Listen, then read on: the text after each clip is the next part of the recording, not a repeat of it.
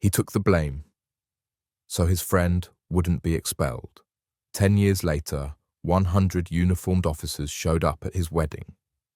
They dragged him out in front of everyone, hands behind his back, face bruised, shirt half torn from the scuffle. And the crazy part? He didn't even try to explain. Not once, just stared straight ahead like he already knew how this was going to go down. And I remember thinking, that's it, he's done. No more college, no more football scholarship, no more future. Because once that kind of accusation sticks, you don't come back from it. But here's the part that still messes with me. He didn't do it. I did. Yeah, me. I was the one who smashed Coach Dalton's car window with a crowbar that night after practice. I was the one who flipped out because the guy humiliated me in front of the whole team for missing a play. I'd never felt rage like that before, like it hijacked my whole body. And Mason, he saw the whole thing. I begged him, man. I was on my knees in his dorm room, crying like a kid, telling him they'd kick me out, that my dad would never forgive me, that my mum already thought I was a screw-up. And all he said was, let me think. Next day, campus security found the crowbar in his locker, his prints, his backpack with the gloves, the whole setup.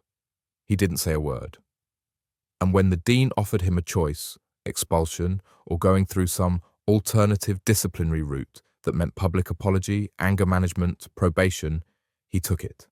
Just took it. I didn't understand it then. I don't even think I do now.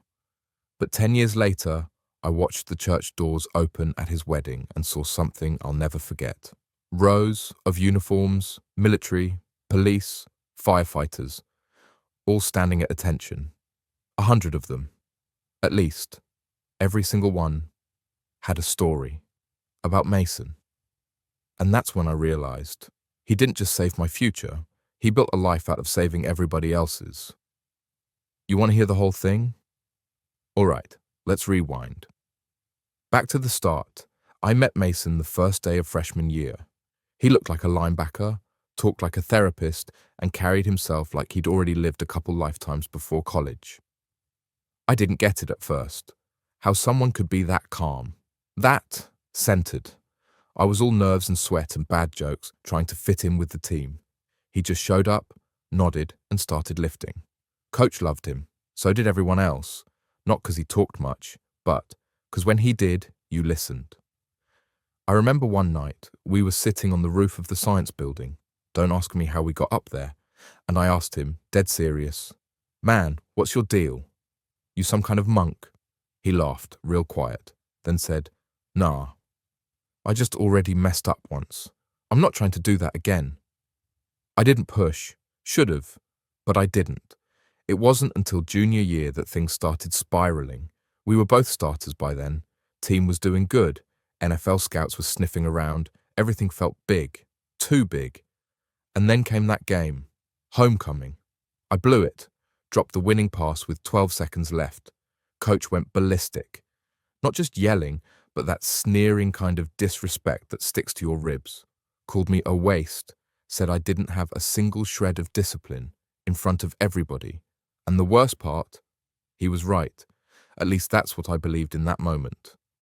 So that night, after the locker room cleared out, I walked back across the field, and I saw his car, sitting there like it was mocking me, shiny, perfect. Something in me snapped. I still don't even remember doing it fully, just the sound of glass, the feel of the metal in my hands, the rush, the regret. Then Mason's voice, behind me. He didn't yell, didn't judge, just looked at me like he was hurt for me. Man, what are you doing? I broke down right there. I told him everything, about my dad, about the pressure, about how I couldn't breathe anymore pretending I had it all together. I thought he'd leave, or turn me in, or something. But he just sat down next to me and said, you're better than this, even if no one's told you that yet. Next day, the whole thing flipped. Coach's car, vandalized. Security found the crowbar. Mason's locker, he didn't even try to deny it. You ever seen someone take a bullet that wasn't meant for them, like actually stand there and let it hit them? I watched him do that, for me, and I didn't say a word. Not then. Not for years. They made him do the walk of shame. You know the one I'm talking about, through the student centre, in broad daylight, with that disciplinary notice in his hand, everyone whispering, phones out, like it was entertainment. He didn't flinch, just walked, head up, shoulders back. Me, I was hiding behind a vending machine like a coward, watching it all from a distance, stomach turning, palms sweating, praying no one would look my way and connect the dots. They didn't, because no one ever suspected me. Mason had always been the calm one, the reliable one. So when the news spread that he'd lost it and smashed Coach Dalton's car, nobody knew what to do with it. Some people thought it was fake. Others said he finally cracked under pressure. A few even said they respected him for standing up to Coach. But no one guessed the truth. He never told anyone, not even our closest friends. I tried once, after the hearing.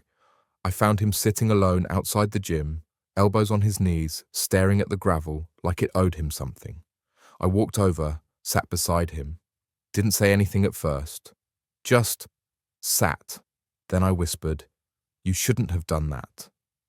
He didn't look at me, just said, "Yeah, maybe." You could have told them. I could have. And that was it. That's how Mason was. Like he'd made peace with the decision the moment he made it, and nothing else needed to be said. I didn't get it. Not really. Not until months later, when his life started falling apart. His scholarship, gone. They let him stay on academic probation, but his funding got pulled. He took a night job at a warehouse just to cover rent, still showed up to class every day, still smiled at people in the hallway like everything was fine. And me? I just kept playing. That's the part that burns. I got invited to combines, did interviews, wore the team jacket like I'd earned it. Meanwhile, the guy who saved me was folding boxes and living off instant noodles. Sometimes I'd try to help, bring him food, slip him money. He never took it. One night, I dropped off a pizza at his place and found him icing his knee. Said he slipped carrying a pallet of cleaning supplies. "You need to rest, man," I told him. He grinned. Rest is for people who aren't trying to fix their mistakes. I wanted to scream at him, tell him it wasn't his mistake to fix, but I didn't, because somewhere deep down, I was still scared. Scared of losing what I had, scared of admitting to the world who I really was.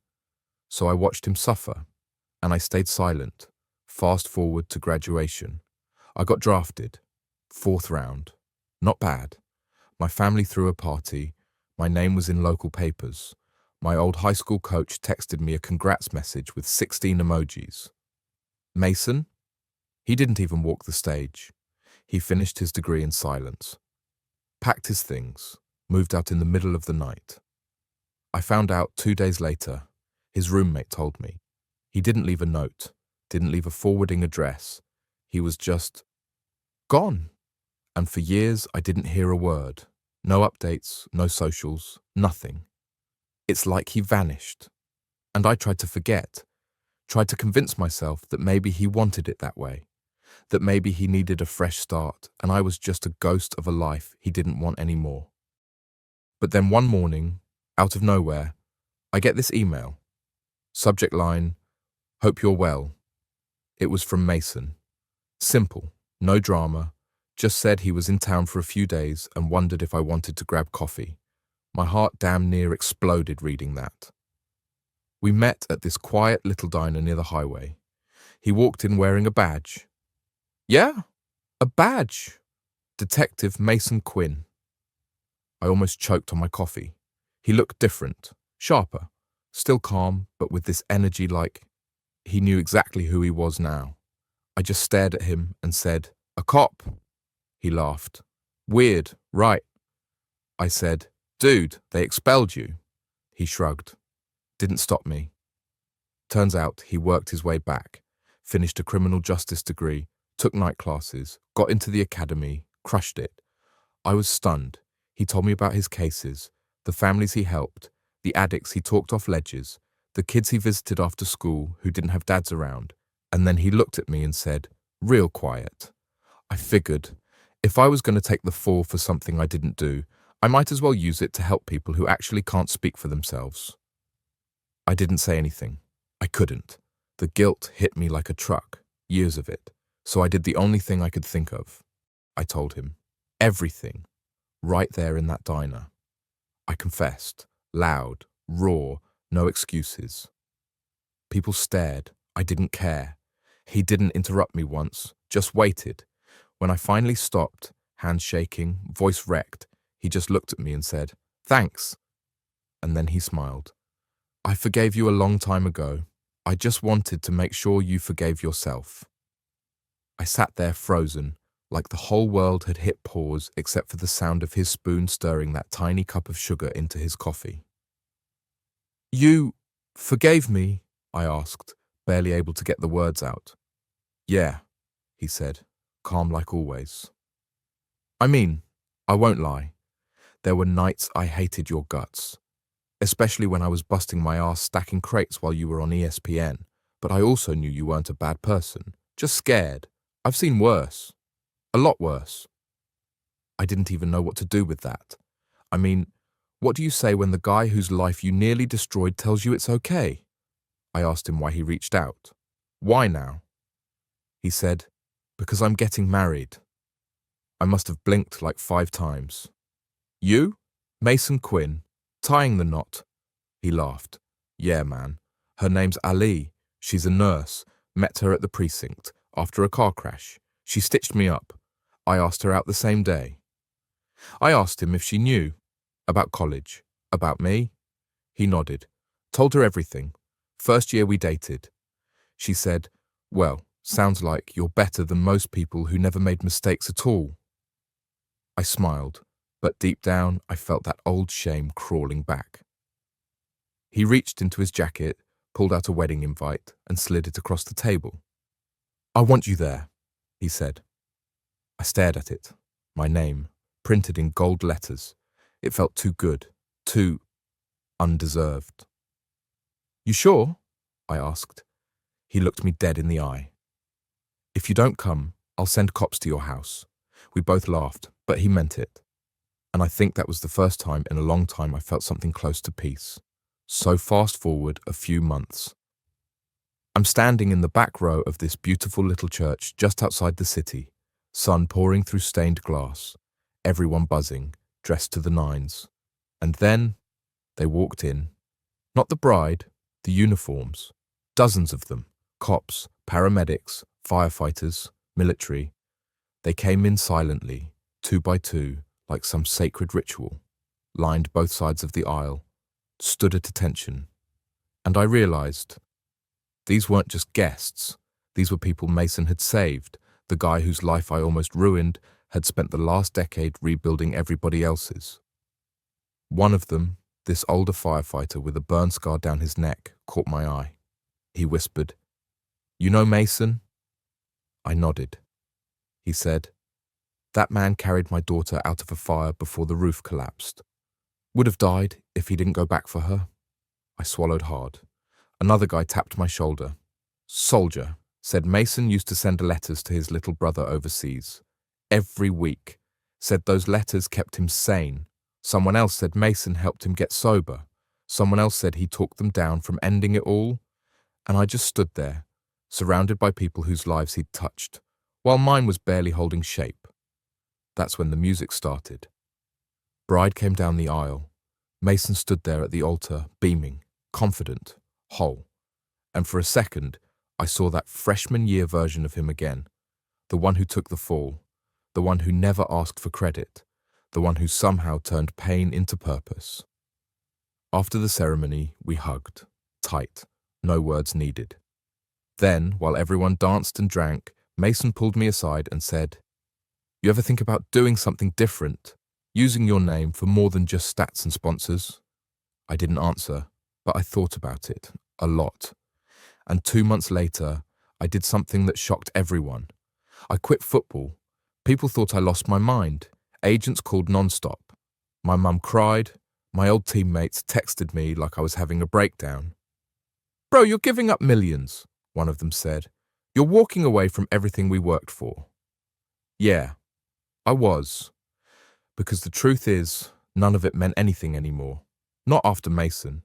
Not after seeing what real impact looked like. I didn't have a plan. Just a feeling. A restless, heavy thing sitting on my chest every time I looked in the mirror. I'd spent so long chasing applause, money, approval. I forgot how to be a person. A real one. So I called Mason. All right, I said. Let's say I wanted to do something better. Like really better. Where do I even start? He didn't hesitate. Come ride with me. At first, I thought he was joking, but 2 days later, I was sitting in the passenger seat of his cruiser at 7:42 a.m., sipping gas station coffee and wondering how the hell I ended up here. We did a full shift together. Domestic calls, a fender bender, a noise complaint that turned into a full-blown mental health crisis. And through all of it, I watched him. Quiet, steady, listening more than talking. Never showing off, never lecturing. Just being there in a way that made people breathe again. There was this one kid, maybe 14, sitting on a curb with tears running down his face. His mum had overdosed in the house and the ambulance had just taken her away. Mason kneeled down, didn't say much at first, just gave the kid space to cry.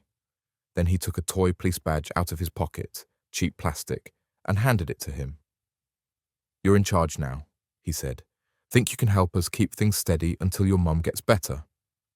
The kid didn't smile, but he nodded, like he believed it, like maybe for the first time someone saw him as more than a problem.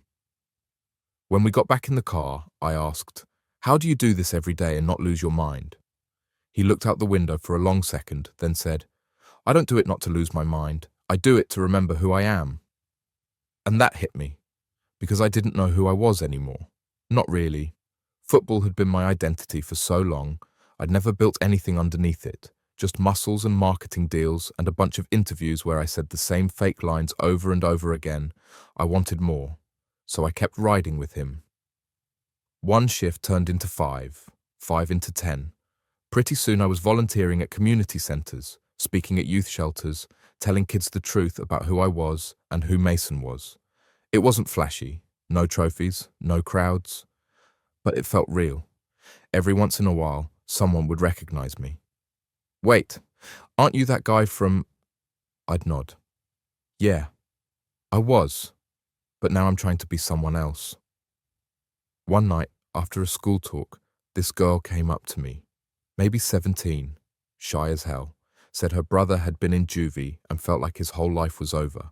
But after hearing our story, mine and Mason's, she said she was going to write to him and tell him he still had time, that people can come back from anything. I barely made it to the car before I broke down crying. That's when I knew I wasn't going back. Not to the games, not to the cameras. I wasn't just quitting football. I was choosing a different field, one where wins didn't come with rings, but with lives changed. Mason once said, sometimes you got to lose everything you think matters to find what actually does. Now, I finally understood what he meant. And then one day, out of nowhere, he called me with a tone I'd never heard from him before, panicked, shaky. Mason, I said, you okay? Silence. Then, I need you to come to the hospital. It's Ali. I dropped everything. Didn't ask questions, didn't grab a coat, I just ran. The hospital was 20 minutes away, but I think I got there in 12.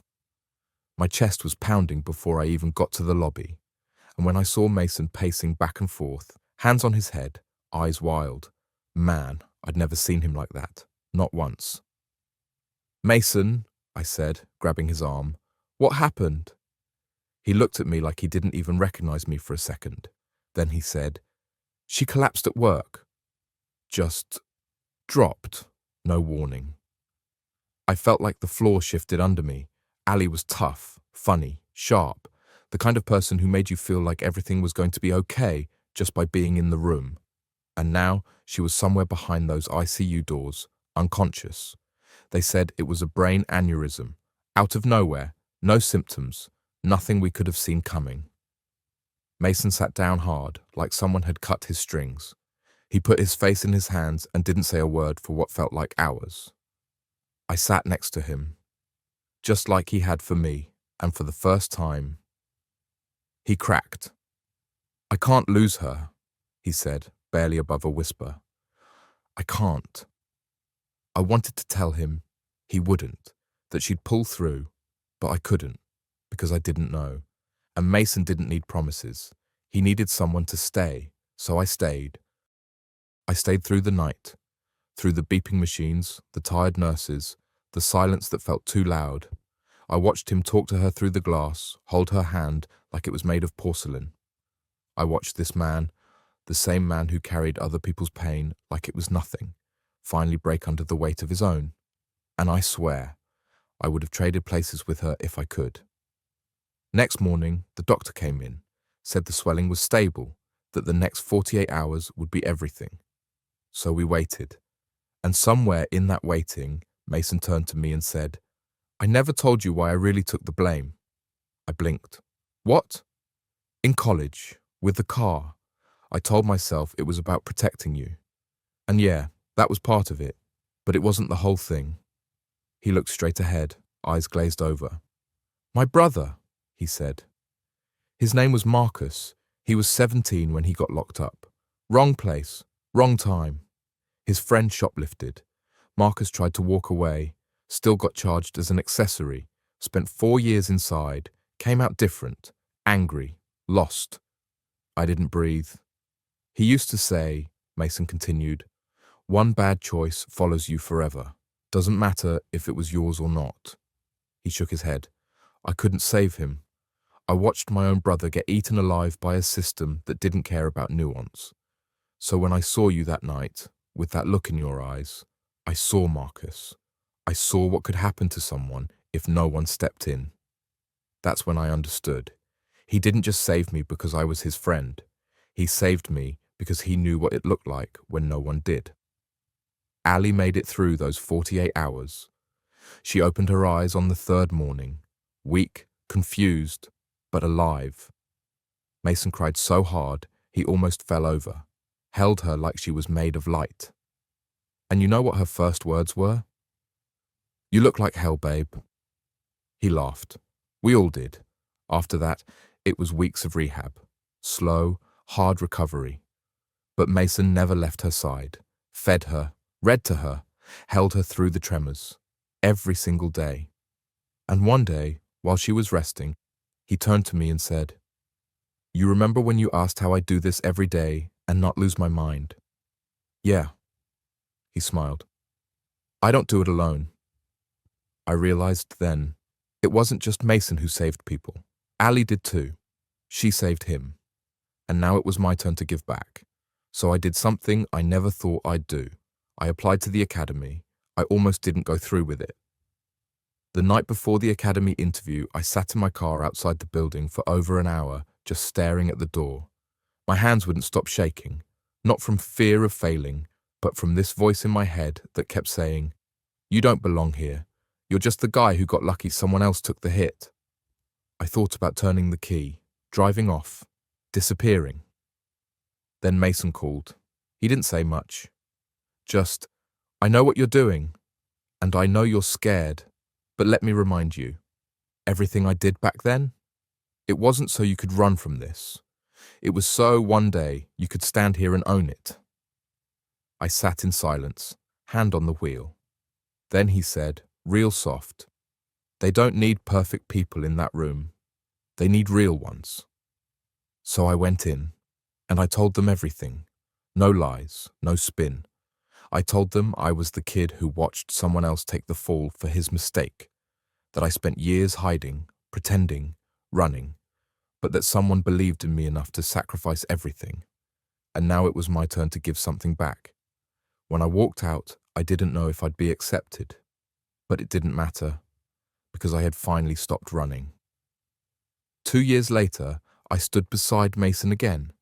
Different kind of ceremony this time. Not a wedding, not a funeral, an award.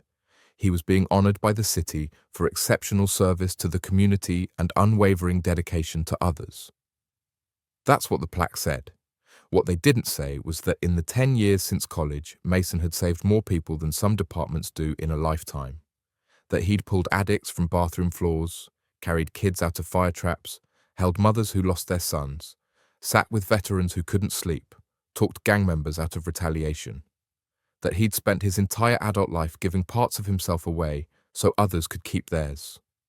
And when they called him up, when the mayor handed him that plaque, Mason didn't smile or puff his chest. He just looked over at Ali, sitting proud and healthy in the front row, and then at me, and he nodded.